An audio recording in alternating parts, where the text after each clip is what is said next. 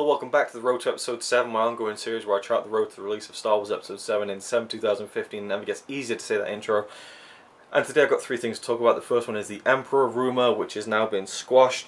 Ian McDiarmid, the man himself, appeared at London Film and Comic Con last weekend, which I really wanted to go to. Was gutted I couldn't go to, but oh well, it is what it is. It bees that way sometimes. And he was far too expensive anyway for me to have even dreamed of affording right now, but I really would love to meet him because I think he's one of the best things about all the Star Wars movies. He's just awesome, and he gave a talk, you know, and people asked him questions and so on, and he was asked about Episode 7. Of course, I did a video a while back in this series talking about the possibility of the Emperor appearing in some way or form, you know, in some form or fashion in Star Wars Episode 7. He said, "I'm not being coy about it. I'm not in it.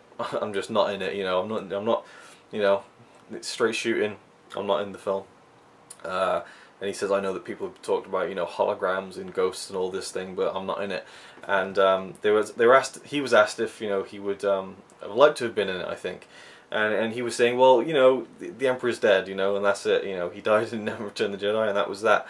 But you know, I know they're going off and they're doing, and I'm really paraphrasing here, but he said, you know, I know they're going off and doing all sorts of other things and spin-offs, and so, you know, maybe they go back to a time when the Emperor was ruling the Empire, and would I want anyone else to play him? You know, and then the moderator kind of came out and said, so would you be up for, you know, playing him again? And Ian McDiarmid said, of course. So, you know, he's definitely open to playing the character again, but he will not be in Episode 7, and I think that's good news. I don't think we need to go back to that, even though I still feel like, and I've said this so many times, I feel like that was the perfect ending with Return of the Jedi, killing the Emperor off, but we'll see where it goes, and if they can kind of build up a villainous entity that will live up to that. I don't think they will, but still, I'm excited to see them try. The second thing, which isn't really Episode 7 related, but I've been talking about other things that, you know, the future of Star Wars, so it fits in, and it's also could very well be a hint of where one of the spin-off movies are going to be going. We've heard that there are going to be 3 spin-off movies so far, I think, or at least 2. We know of 2 because 2 of them have got directors already. And the rumour was Yoda, Han Solo, and Boba Fett would be getting their own solo movies. And as far as Han Solo goes, not Han Solo, Boba Fett goes, yeah, I know. Yeah, I know. You finished? No? Do you want to do a video about Star Wars as well? Well, come on then. What have you got to say about it? Do you want to see a Han Solo movie? No. You do? Wouldn't you prefer to see a Boba Fett movie? Han Solo movie then. Anyway, so Boba Fett, you know, where would a Boba Fett movie go? Because of course he died in Return of the Jedi, and in the expanded universe, the novels, you know, it was written that he escaped the Sarlacc pit that he fell into unceremoniously in Return of the Jedi. Real disappointment that, by the way. One of my only real criticisms of Return of the Jedi is how you had this badass villain who everyone loved in Empire Strikes Back, and in Return of the Jedi, literally Han Solo, without even realizing it, just knocks him into you know, certain death, which was just a bit kind of, you know, I loved it when I was a kid, but looking back on it now, it's like, oh, that's a shame, wasted opportunity there. But yeah, in the novels, you know, we found out that Fett survived and he left the Sarlacc pit and all that kind of stuff. But then Lucasfilm announced that, or Disney, that they would not be using any of the expanded universe stories as part of the canon moving forward with the Star Wars films and, you know, the motion pictures. Now, Jonathan Rinzler, who, you know, is part of this Lucasfilm story group, did an AMA, an Ask Me Anything, on Reddit. Oh, I don't think my cat likes mention of Reddit because she just ran out of the flat. He didn't ask me anything, and someone asked him, Jonathan, in your mind, does Boba Fett escape the Sarlacc pit? Rinzler replied, yes, he does. I've been in meetings with George where he confirms that Fett survived, so if it comes from George, then it's true. So there you go. The canon now is that Boba Fett did not die in Return of the Jedi, so if we see a spin-off movie starring Boba Fett, will it be an offshoot? You know, will it be, well, not an offshoot, but will it be, you know, a prequel to, you know, where he appeared in the original films, or will it be, you know, well, it's not even a prequel, but, you know, will it take place before the original trilogy or after the original trilogy? Now we have those 2 options that are blown wide open, where we can go back or we can go forward, or even, you know, it could be taking place while the original trilogy is happening. I don't know, but it definitely opens up a whole lot of possibilities, and I would love to see a Boba Fett movie open with him crawling out of the Sarlacc pit somehow, blasting his way out. In fact, there's an awesome, badass piece of artwork here, which is kind of low quality, so you probably wouldn't even be able to get a good look at it, but yeah, just him standing there after getting out of the Sarlacc pit.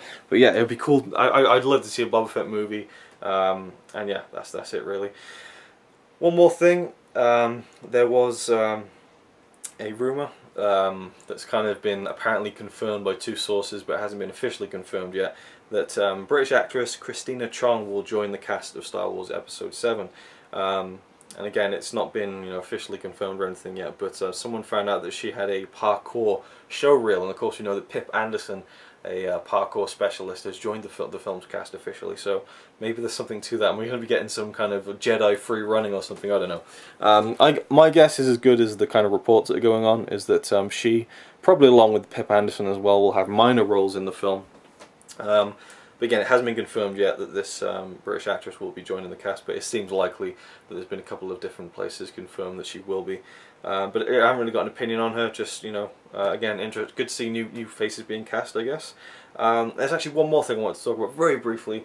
Just show you this picture now on screen. This is Kevin Smith after he left the studios in London. He visited the set and J.J. Abrams, and as you can see, he has a tear rolling down his face, and there's actually some snot on his nose, so it seems like it was genuine crying as well.